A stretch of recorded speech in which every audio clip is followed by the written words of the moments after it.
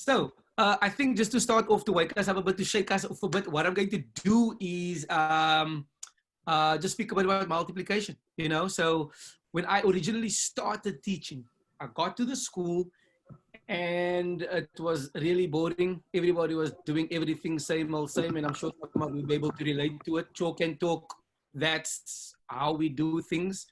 Um, then became very evident at the start that the blame was put on a lot of the learners.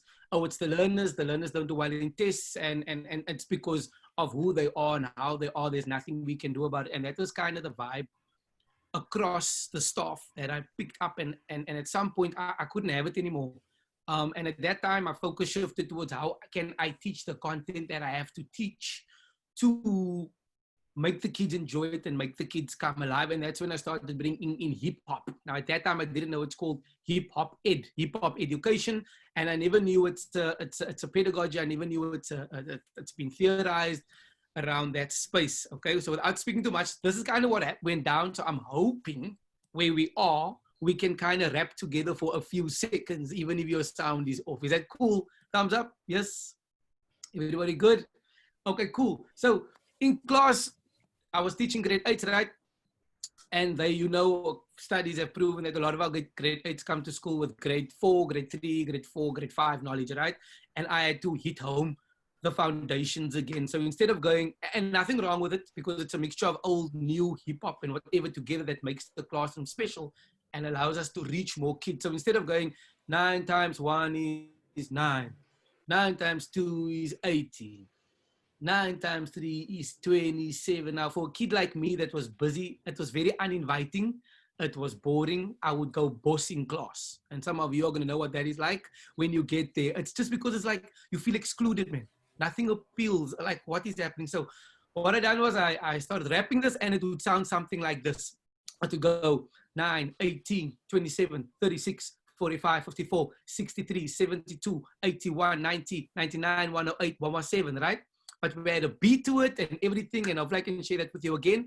And then one part of the track, it would go 9, 18, 27, 36, 45, 54, 63, 72, 81. Now, some of you can't see your faces, but even when I did that, I could see some of your faces light up. Right? So the one thing, I'm not going to go too deep because I don't want to speak too long. One thing that this done was, hip-hop culture for me is the most influential culture at the moment amongst the youth. If you look at the youth teenagers, if you look at the actual stats, I can't remember it now, but amongst youth, the most listened to genre is hip-hop. So I need to be aware of that as a teacher and bring that into the class. But what it does is the kid goes, yo, this teacher likes hip-hop. Yo, maybe he'll get me. Maybe he understands me. We can relate. We can talk about something, and that helps us build relationships.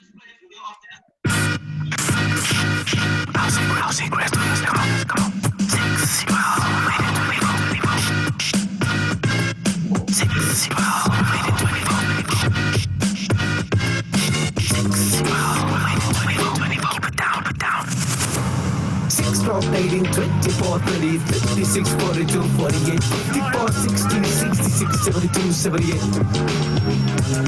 6, 12, 18, 24, 30, 36, 42, 48, 54, 60, 66, 72, 78. Down, down, down, down. 6, 12, 18, 24, 30, 56, 42, 48, 54, 60, 66, 72, 78. 6, 12, 18, 24, 30, 36, 42, 48, 54, 60, 66, 72, 78.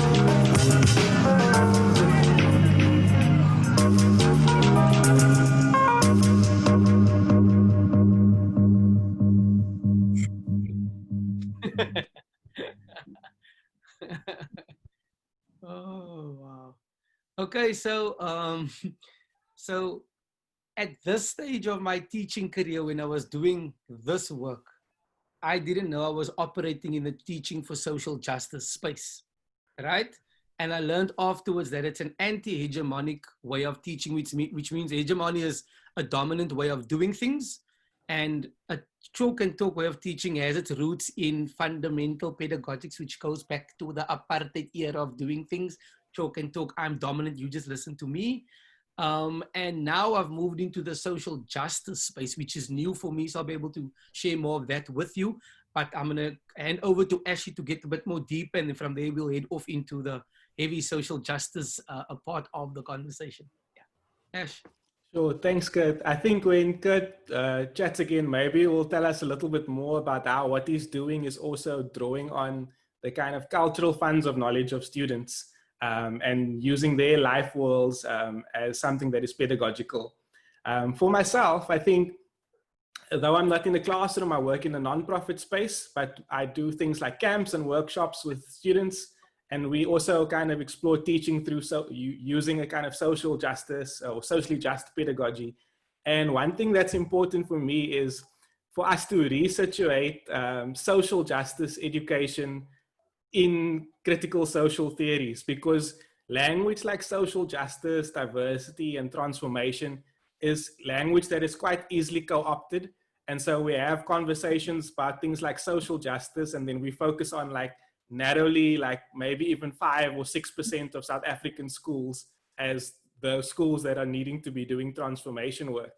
And so for me, social justice goes back to things like critical social theory, beginning with critique of capital, going into Gramsci's ideas of critical education, the Frankfurt School, and their ideas about ideology. And then I think maybe a big anchor point and something which may be familiar to some of you is Paulo Freire's work on pedagogy of the oppressed. And so when Kurt talks about this idea of like fundamental pedagogics and the student as a passive recipient, Paulo Freire puts this in 2 terms, as one is banking pedagogy, or the banking model of education, and a problem posing model of education. And that is it's a way of teaching that recognizes that what you do in the classroom is inherently political, is always political, and never neutral. And so as a teacher, you want to be conscious of that, and conscious also of these kind of broader dynamics in broader society. So for example, if we live in a world which is raced and classed and gendered, then we need to be conscious of not reproducing those things within the context of school. But also what critical social theory teaches us is that schooling as a system is fundamentally a system which is designed to reproduce, right? Because who has control of policies that determine what happens in school is always going to be those who have power, is always going to be the ruling class, in if you want a better term. So in that regard, the work as a teacher is to try to go against this grain, is to try to insert new ideas, but also not to do that in a way which again kind of reproduces that dominance and passivity, but to do it in a way that is problem posing. Maybe I just I had like 4 points and I already shared with you 2 of them, but I'll take a quick example of this. Maybe if you're wearing shoes right now, or if you're not wearing shoes, maybe another item of clothing. Don't you just want to take like a look at the label, and then in the Zoom chat, I want you to just put in there where your shoes or your other clothing item is made and who made it. You can just type that into the chat. Give you like 30 seconds. I think if you're working with a phone, it might be a bit harder to do. Okay, so there we go. Nike, made in China. In China. I'll do mine as well. I have to take a look.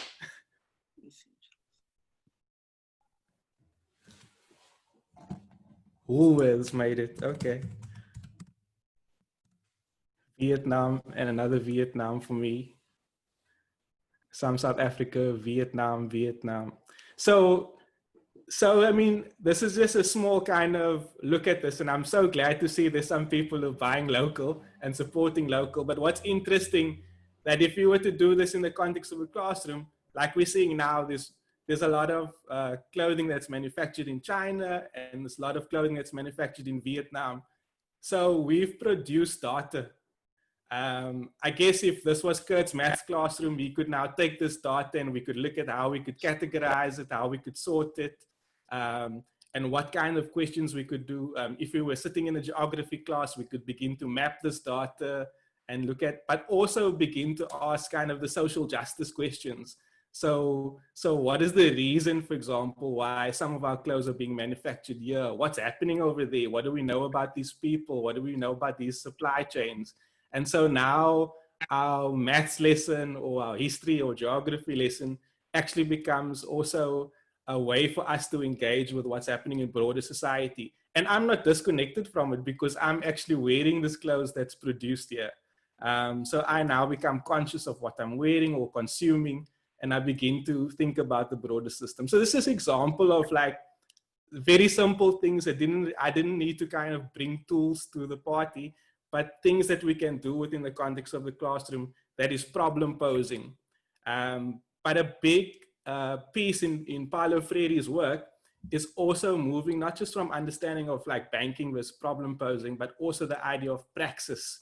And so praxis says to us that if we just are going to work with students and we highlight all of the problems in society, what we can end up with is students that are like paralyzed or depressed or unable to engage with society. So the idea of praxis is that you're constantly moving in these circles between action and reflection. So we reflect on what's happening in the world, reading the world and reading the word, but then also there's a doing to it. So what are we going to do about it?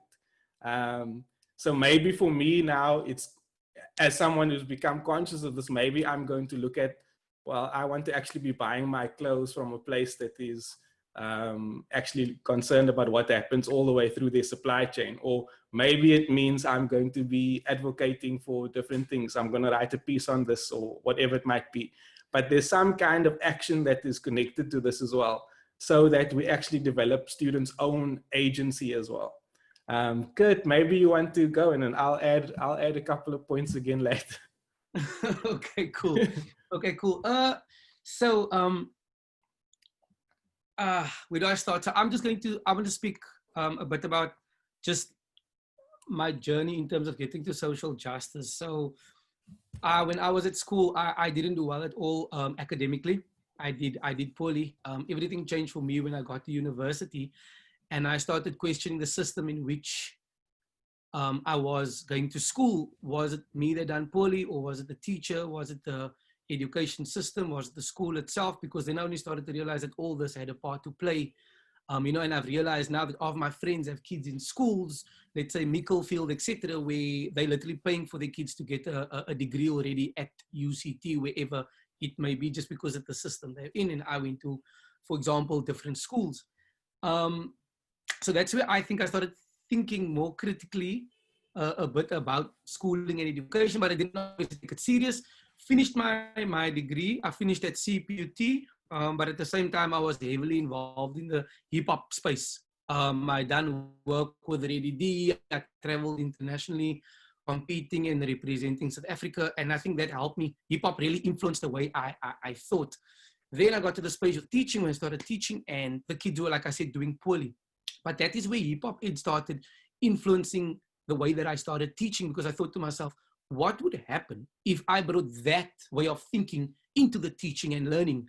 And one example that I always share is with hip-hop. If you look at dance battles, right? It's about creativity and it's about bringing something new to the table all the time, right? Chalk and talk, you do the same thing every freaking day. By the time your kids get to grade 11 or 12, they know exactly what you're going to do, when you're going to do it, and how you are going to do it, right? But if I get informed by hip hop, for example, as a dancer, I must bring something new to the table. So the way in which I teach, the kids mustn't know what I'm going to do next. Tomorrow I come in, the desks are moved in a different direction. Tomorrow the desks are facing this way. And that, for example, helped me realize that, hey, that's a way in which I can change the way in which I teach. Now, Ash and everybody, I want to chat quickly about what has been happening lately. I've been chatting to a professor from, he's now at, he was at Stanford University, he's now at UCLA. And I started reading up about culturally sustaining pedagogy. It was named culturally relevant pedagogy originally. It's now culturally sustaining pedagogy. And this way of teaching, this pedagogy has really change the way in which I look at things. So it has 3 aims. I want to take note of this quickly, and if you can write CSP down to go do research on it, please do. It's called Culturally Sustaining Pedagogy. And the goals of CSP is the following. It's 1, the goal is for students to experience academic success. So that's obviously important. We want our students to obviously achieve academic success. That's obviously imperative. The second thing is students must develop and maintain cultural competence. Now, as a teacher, a lot of times I don't know my kids and I don't understand my kids, right? So because I don't get the way my kid greets, the kid maybe does this to greet me, or want to fist bump, or he'll walk in and do something, and I could easily look at that and go, oh, he's being disobedient. And I could silence this kid, and it could start off a very bad relationship between me and this kid. Where if I got to know the culture of all the kids in the class and I've got to know who they are, it's going to build a dope relationship between me and these kids, right? And so obviously for me, it's important that I sustain the cultural competence of my kids and I accept them for who they are and I don't change them. Don't talk in a certain way. Don't wear your hair in a certain way. Don't dress in a certain way. But I accept them genuinely for who they are and how they are. And those 2 has been key for me. And this is the third part that I think is really influenced by what Ashley was talking about, Paulo Freire. It says, students must develop a critical conscience through which they change and challenge the status quo of the current social order. Now, this is where things change for me. Now, remember, I was teaching in this hip-hop inspired way. But then I realized and this is what I learned from a guy called Eric Gutstein. You get a functional curriculum and a functional way of teaching. And I put a video up of this not too long ago, and a critical way of teaching. A functional way of teaching is I teach the kids the content and they go out, they know the content, but they're sustaining the status quo with their content because we're not teaching the kids about the world when we teach them. And a simple example of that is this.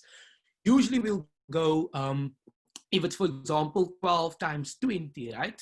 We'll say, kids, 12 times 1 is 12. 12 times 2 is this. 12 times 3 is this. And we'll get to 20 if we ever get there with our kids. Or we'll say, Ricky, Sean, and Paul goes to the shop, right? It's 12 Rand for a packet of chips. They now buy 20 packets. How much?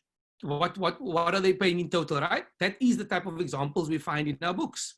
And that has an undertone of consumerism, of whatever. But instead, we can start talking about, let's say, for example, we can start talking to our kids at a young age about what is the minimum wage at the moment. It's, if I'm not mistaken, it's 20 Rand, right? So if X earns 20 Rand per hour and they're working 4 hours a day, what are they earning, right? And then we can start comparing that to what do you actually need to live and survive. So there's 2 things that happen here. I'm teaching the kids the maths, but I'm also teaching the kids to understand the world so they can start getting an idea of, whoa, but that's an injustice. Whoa, that's actually happening to my mom. I never knew this is happening to my family. I never understood why we couldn't afford X and Y. So the examples that we use is extremely important for our kids to, and this has opened up everything for me. And so, for example, I'm new in this, and you'll experience this. I am in a space where I'm creating my own lessons on teaching for social justice, right? And I went on to Stats SA, and I started reading up about poverty.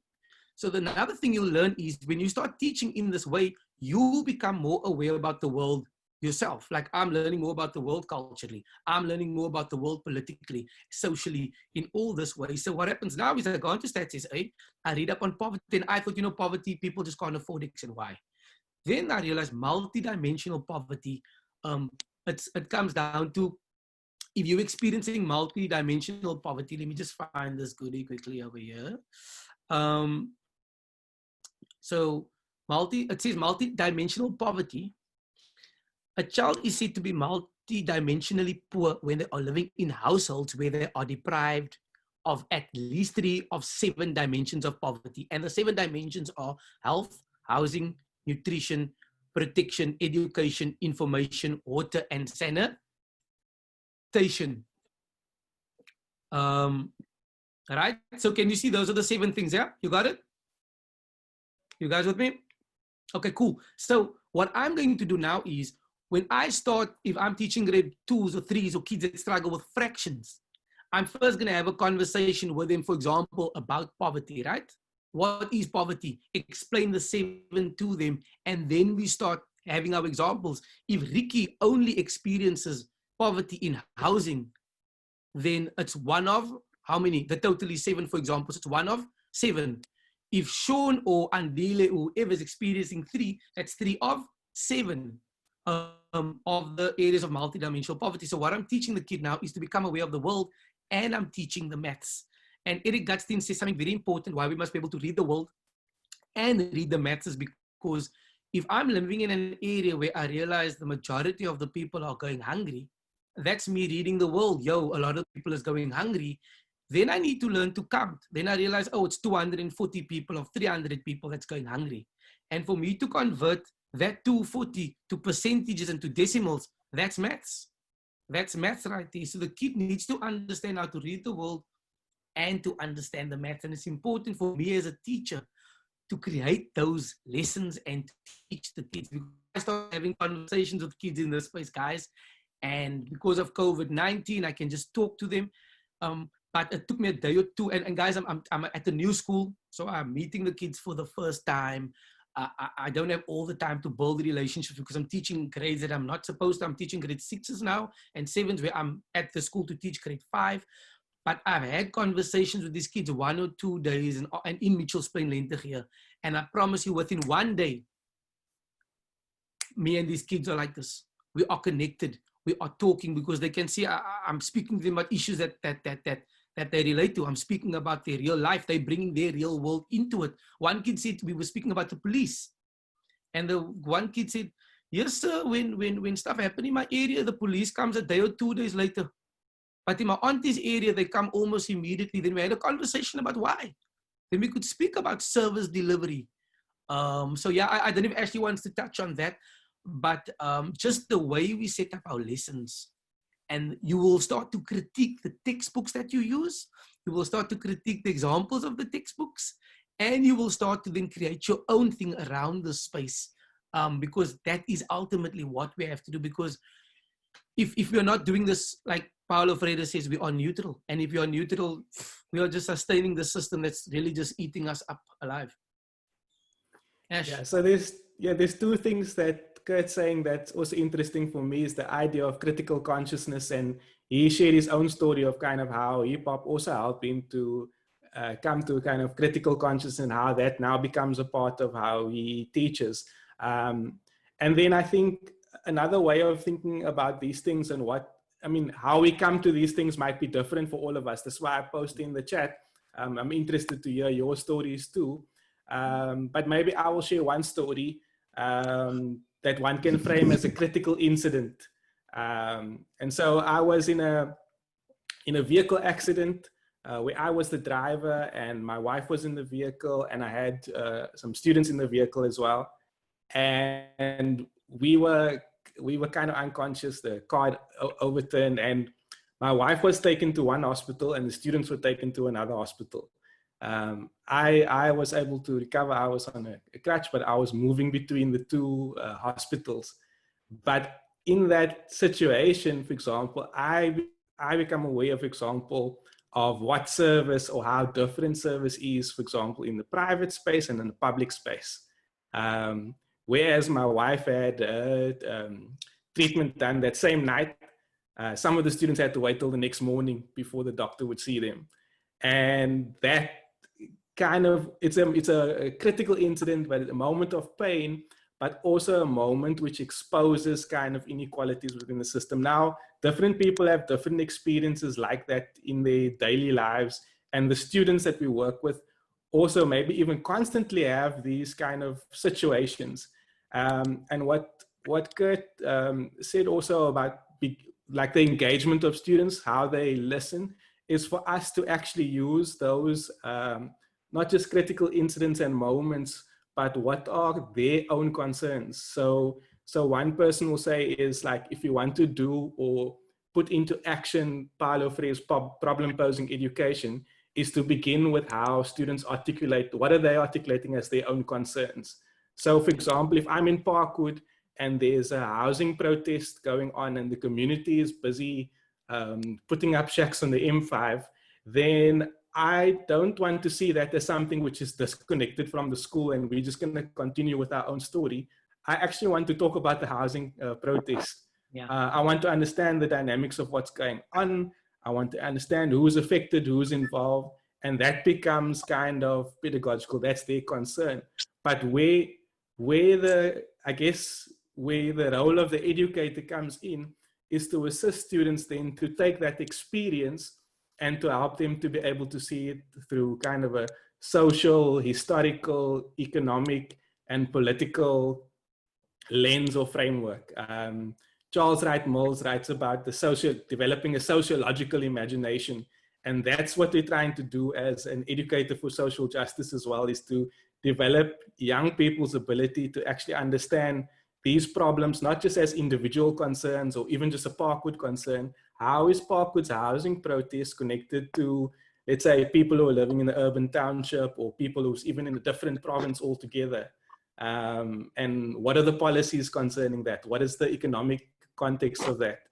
What is the history of why people end up in these kind of townships and ghettos in the first place? Yeah. And so they develop kind of a bigger, broader understanding of that.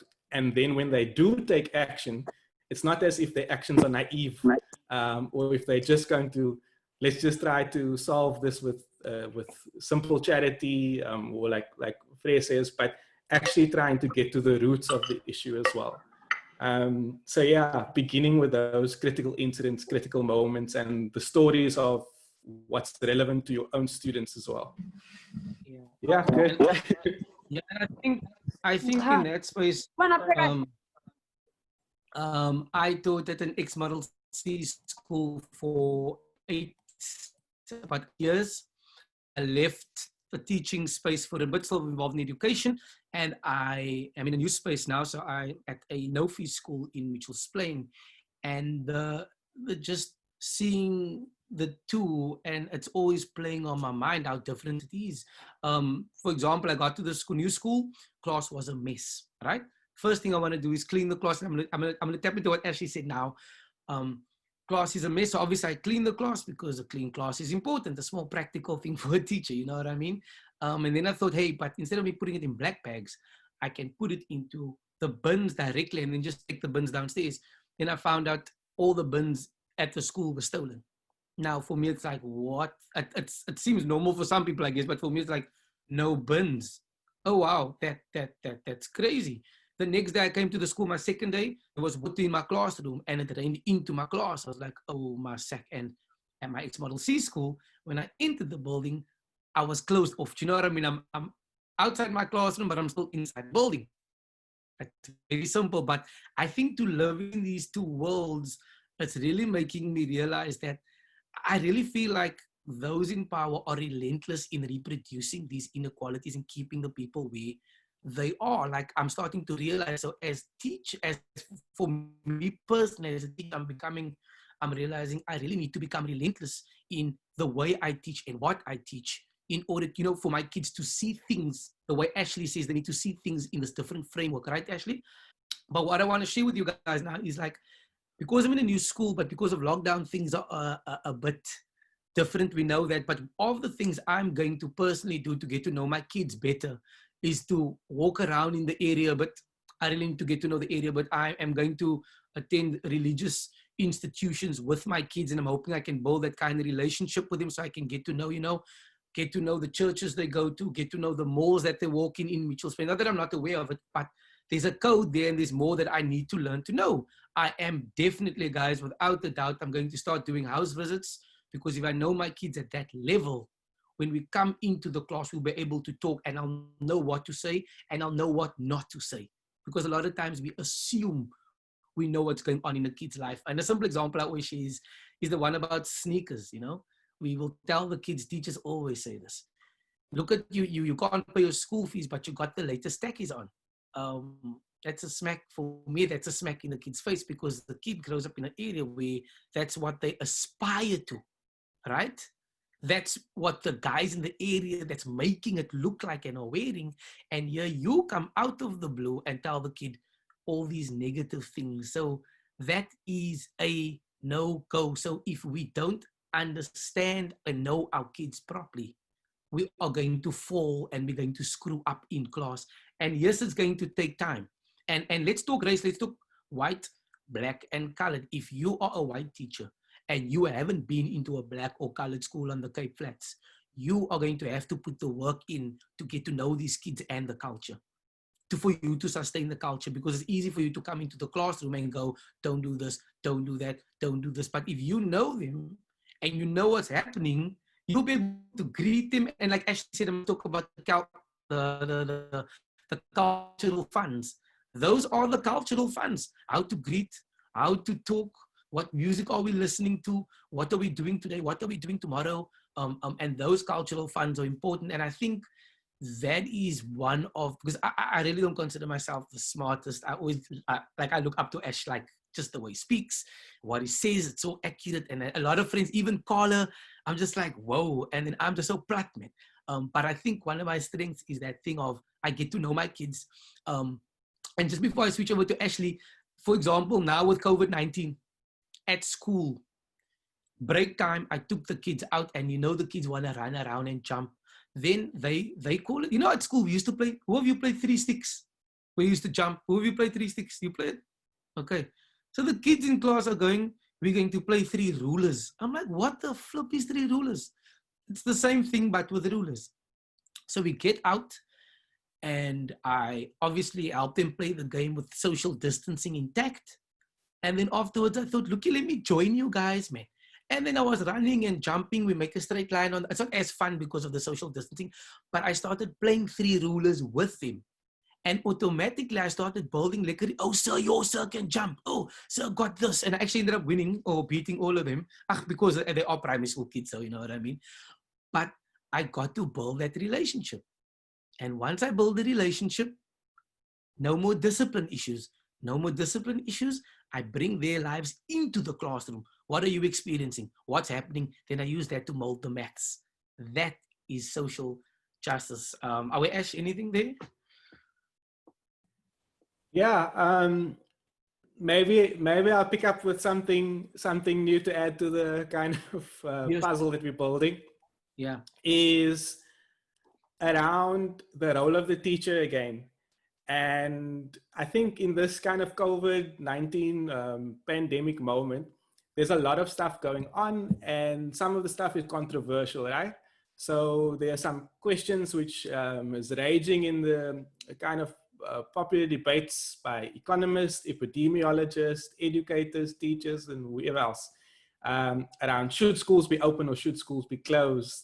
But what I want to highlight is, in and amidst this, you have a situation in which some teachers or school leaders have been kind of reprimanded for how could you take a stance that is opposite to what the Department of Education is saying about schools. And regardless of whether you support that stance or not, I think that's an interesting thing to look at, because you have a teacher taking a stance which is opposite, and then they are being reprimanded, for example, with things such as misconduct or insubordination.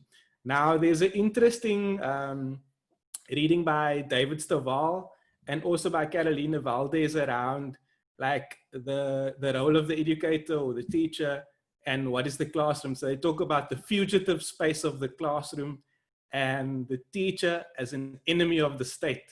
Now, that's a really interesting way to think about what is the role of the teacher. Is the teacher just, number one, an agent of the state who is simply one who is to carry out and implement and not question?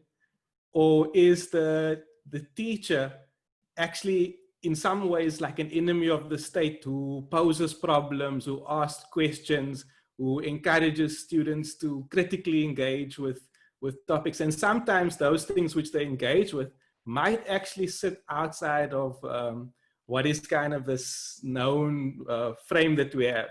And so when you have teachers, for example, being punished for taking an opposite stance, it's quite interesting then to think about what does that mean, even in terms of our CAPS curriculum. I think it's in the CAPS curriculum principles where it says we want critical students, and I think the wording that they use is somewhere along the lines of to not just accept given truths or given knowledge. And so here you actually have a teacher now not accepting given truth and saying, well, our reality on the ground is different. We are in a school that doesn't have water, or we are in a school whose toilets are not working, and we are saying we are not ready to go back. So should they just toe the party line? So I'm kind of interested almost to, yeah, I know it's difficult in the kind of the Zoom platform, but I said maybe we can start a WUZA conversation or topic around that. Is, do you think the role of the teacher is actually just to be like an agent who carries out commands and orders or implements, or is this teacher also someone who actually creates in the classroom a space where we consider alternative possibilities or different imaginations? And not just talks about it, because what these teachers are doing is they embodying that practice. And so there's something in there about what they are doing, which is actually pedagogical in and of itself. Even if that means they're standing on the side of the road with a placard, or they're going to the provincial head office or the national head office of education, or writing a letter in the paper, it's an embodied practice. So there's something about that which is an interesting thing to think about. What is again that idea of the role of the teacher? But I mean, I do feel if teachers and more of us embody this way of teaching, it's gonna change. We're gonna add to the social movement. Do you know what Ashley's talking about? What we're talking about, social justice, because we have the numbers, man. We have the power. But yeah, so when you get out there and you walk this walk, be aware of what's gonna happen. This message was sent to me, I'll tell you. It was sent to me the 20th of July. A few weeks ago. Yeah, Ash, I don't know. Yeah, no, I think it's interesting. Maybe we'll open for questions. Just one thing. I think like it's also got to do with how we think about history, right? So in South Africa, we have a very long and rich tradition of what some people might describe as kind of teacher activism or radical teachers in the classroom and outside of the classroom.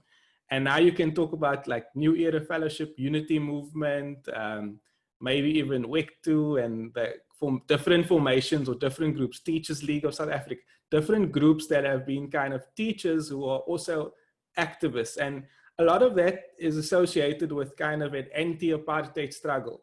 But how do we think about our place in history where we currently are? Like, is that idea of teacher activism simply something that was for the past, and now we kind of living in this really great new South Africa, so there's no place for the teacher to be an activist anymore? We just kind of work within the kind of frameworks of the hierarchy as it's made available to us, whether that's the SGB meeting or your RCL group for students, or the teachers union maybe for the teacher. Or is there still a place for the teacher activist today? And if so, what are the things which the teacher activist is actually fighting for? Like, how do we understand kind of this new era of, let's say, neoliberal capitalism, and how that shapes what people think about schools and what happens in schools? Just think in terms of, we're talking about wanting to do like socially just and also creative pedagogies, but there's also constraints and confines, but those things don't fall out of the sky. They're written by people, and they're made and they're constructed. And so we want things to happen in a certain way to prepare students for the labor market after school, or for what it is. And as teachers, like, do we just accept that paradigm, or are we actually, as like teacher activists, are we supposed to also challenge that or question that or criticize that if we don't feel that is in the best interest of the students, or in the best interest of society? I just think of some of the things. I mean, for me, this just thinking this week, even there's been all of these conversations over the last month about salvaging or saving the academic year. And I wonder for stuff about like local struggles in kind of I'm in Cape Town. So like in Mitchell's Plain, where you're teaching, Kurt, earlier this year, there was parents who were concerned about their students that didn't get placements. So, and some of them are still waiting for placements now. So in the midst of people talking about like saving the academic year, there's still students who haven't even been placed in a school. So that question of saving the year is almost irrelevant for them because they couldn't find a school this year and no one could help them to find a school to go to because we don't have enough space.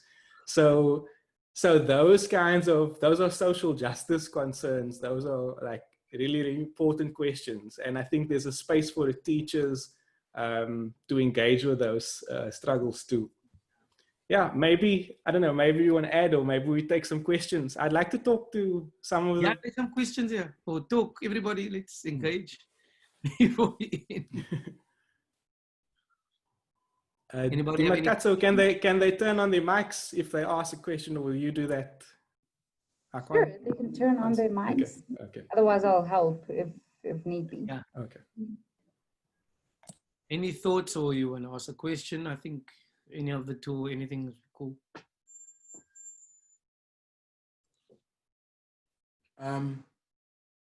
Kurt, I think, what struck to me was the human aspect in your teaching, that you want to put yourself, you want to understand the context of your learners more than anything. And when you understand their context, you start understanding them. Yeah. I think I respect that a lot. And that's, as a young person or as a teacher that's going to go into the profession, to be honest, that's something that I've never thought about because none of my teachers have, even the ones that I think are really, really teachers, they've actually never done that. No one has ever understood my context. No one understood where I come from, something like that. And now that you say it, I see the importance because I think in 2018, Professor Janssen also told us in our selection camp that he went to his learners' houses. He visited his learners, and they formed a tight bond, a huge relationship with the learners because he made something, he did something that other teachers never did, which made the learners understand the teacher and the teacher understand the learner, which just strengthens the professional relationship. So I respect that, Kurt. I really do. Thank you. And I mean, I would lie to you. It's probably, I don't want to label things what's the most important, but it's one of the, if not the most, one of the most important things for you to do. Because once a kid sees you care and you got them, they will, a lot of times they will not want to fail or do poorly because they don't want to let you down. Or they will just be like, this brother's got my back. If he talks to me, I'm going to listen. Okay. Can I ask a question? Hi. Oh, sorry. No, you go ahead. You can go. Oh, okay. Thank you. I have a question for Kurt. So you mentioned connection, right? Connecting with your learners and everything, which I think is really amazing. But I also want to know, how do you decide when to draw the boundaries between connecting with your learners and actually getting them to respect? Because sometimes learners do take chances. They will take advantage of that relationship that you've built with them. How do you build those boundaries, put them there, and just maintain the respect, I think? And also another thing is, I just wanted to get a sense of your classroom. How big is your class? Because I feel like in most teachers would love to do that, especially in township schools, but they have classes of like 60 learners in a classroom. How do you maintain that personal relationship with learners without having any of them lost in the system? Okay, the sound went funny. Okay, can you guys hear me? Okay, so your first question, sorry, the sound was just going on and off while you were busy talking. So I think your first thing was where I drew the boundary. So I think at the start, like I was speaking to the kids the other day, I was saying, guys, I'm here to serve you. If you have any questions, you ask me, because I'm 10 to 1 in the best position to help you regarding the work and stuff, right? And then I'll tell the kids, listen here, I speak like, number one, I speak life to my kids all the time. I'll tell my kids, you guys are amazing, you're special, you're beautiful, there's no one like you, you are incredible. And it's about time that you, for example, hear this if you haven't heard it before. But I also let them know, I will come down your throat. I will jump down your throat if your work isn't according to the standard that I expect from you or I know that you can bring. So I think when you use your professional judgment and you come in knowing your goals and stuff, it helps a lot with regard to the kids knowing where you're at. Does it make sense? So the kids, for example, brought a collage to me the other day, grade 6s, and I looked at it, most of them done it, and I looked at it and I said, is this your best? I said, hell no, sorry. Not hell no, but I'm just saying sorry. So I told him, you take this collage, you take it home, and tomorrow you come to me and you show me something that's of your standard and it has to be better, right? And I think even in saying that, it helps the kids go, whoa, in this brass class, we're going to have to get the best, because I feel like a lot of times education is like, so like a lot of the times for me, the goal is how do I get the best out of my kids? That's the goal. What strategies do I need to implement? But when I started teaching, because I was the younger teacher on the staff, I automatically knew when I keep kids in break or I've got kids in my class, the door will be open because of things that happen between male and female teachers, or I mean, male teachers and female girls, or whatever the vice versa is. If I keep kids in break, the door will be open. I've seen staff members sit with younger girls on their laps, and I was like, that's never going to happen with me. So I think you need to live and just stick to your models as well. And kids will pick it up. Kids aren't stupid, but if you start crossing the line, they're going to pick it up. I don't know if that answers your question, but they will know. Kiki, the kids will know, my bro, that there are boundaries of certain lines, and you make it clear. The second thing is with the connection. So when I was at my previous school, I had about 30 to 40 kids, and in my one class, I had 50 odd kids in the class. So that was quite a bit of kids. But the connection part, one, I'll visit who the need says at that time, right? And obviously I can't go to everybody, but trust me, I don't sit breaks in the staff room all the time. I'm on the field breaks with my kids, chilling and chatting to them. In the morning, when all of them get there early and they chill certain spots, I'm on the school, walking around in the morning, chilling and chatting to them, because they're in the cliques. Remember, they're in the cliques, right? You sit in your clique, they sit in this clique, and I make a turn and I wander and I chat, and then obviously I call the parents in with the kid and we have conversations. So you need to obviously have different strategies in how you're going to form this relationship and get to know your kids. I won't lie to you, I built such a lekker relationship with my kids at my previous school that, do you know when you want to do extra lessons, a lot of kids don't come, right? I don't know if you've experienced it yet. So this day I was like, guys, I took all the grade 8s for maths, and I said, guys, I'm going to have after school class, a Saturday class. I'm not going to drop a letter for your parents to fill in for you to come. Those of you that want to come, you come. If you don't want to come, that's your thing, right? I had over 180 grade 8s rock up for that class. Guys, it was something else, because I didn't know what to do, because I never knew that all of them are going to rock up. Like 3 or 4 didn't come, and they actually gave me reasons why they didn't come, and I didn't ask for it. So if we build that relationship, a lot of it will come from, because this, I'm going to end up with this.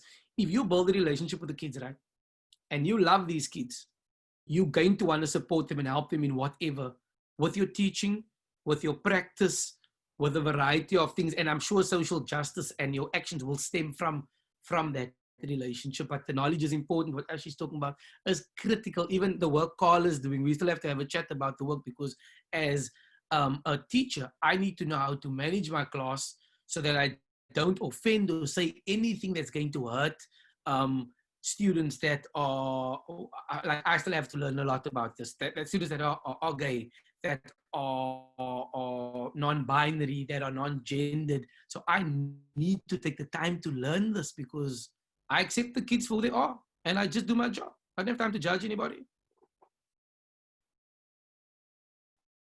Yeah.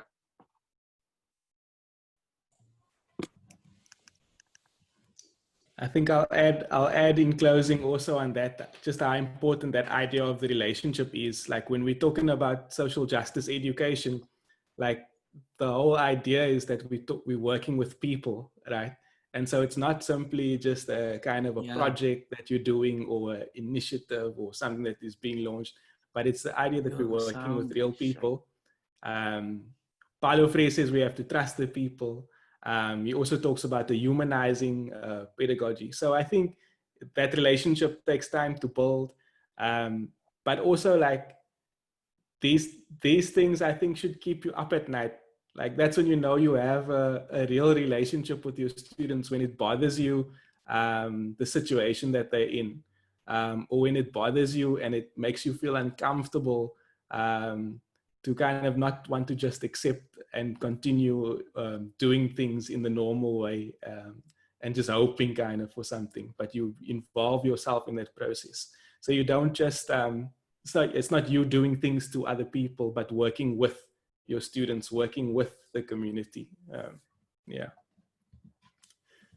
Thanks.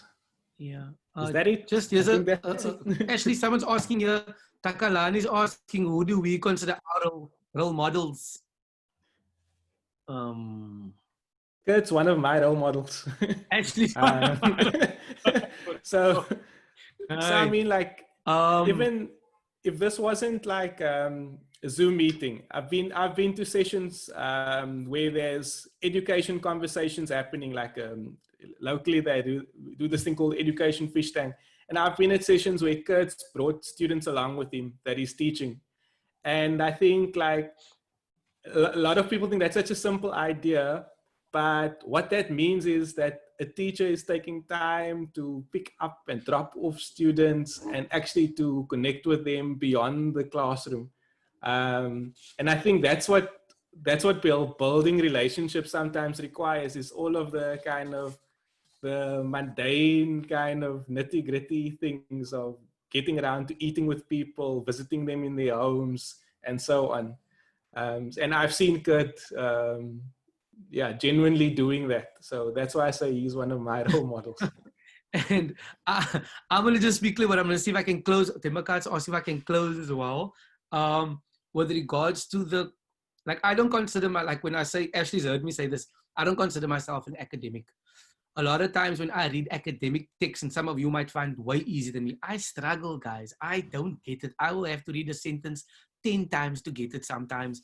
But I think I put the time in, the effort in, and I listen to people like Ash that speak about the theory often.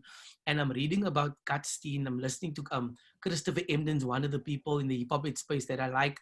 Professor Sami Alim is the people that I like. And then, who is it now that I'm busy? There's a couple of other people. So I put the time in to read these things, and it helps me. So listening to Ash, a lot of the conversations they have on Facebook with Bottom Up, I'm listening to it, even if sometimes I find it complex, but the longer I do it, the easier it becomes for me to understand. And when it hits home, then I'm like, what? That's next level. Like the social justice thing now for me is next level. And as a teacher, I always want to push the boundaries, man. Like as soon as I get the social justice thing, then I'm going to say, I'm going to bring DJing into the classroom. How am I going to bring this into the classroom? Because we need to push the envelope. Someone else said here about how do you maintain the energy, basically. Guys, I walked out of the classroom 3 or 4 times as a male teacher, ran onto the field to go cry because it's overwhelming. It was difficult. And there's a whole masculinity and we can't cry. I cry, my bro. I'm not worried. But I think if you really for the teaching, if you really believe in the cause and your heart is in it, you're going to stay through all this difficult stuff, because even with all the inequalities and stuff, I'm like, Kurt, why don't you just last this and focus on you and your family and your own? But I'm not geared like that. I don't think I'll ever stop. I don't think Ashley will stop. And there's a couple of people here that won't stop. You will find the energy. And if you said, cry for a day, take a week off, but don't quit. Keep going. But guys, to end off, I want to say thank you to Jakes Gerwel Foundation for having myself and Ashley. This is my first time having a conversation about this with other people. I've done the creative talking thing. So this has been a big learning curve for me and to share with you. And we hope that you took something from it. And I can be honest with you, nobody spoke to me about this before I became a teacher. And I wish someone did speak to me about this, because I wouldn't have to hit all the potholes and hit all the flippin' unnecessary things. Yeah, and so thank you so much, Ash. Again, amazing. Timokad, so thank you. Where is Cholo? I hope I got the name right. Cholo, good meeting you. Now, thank you.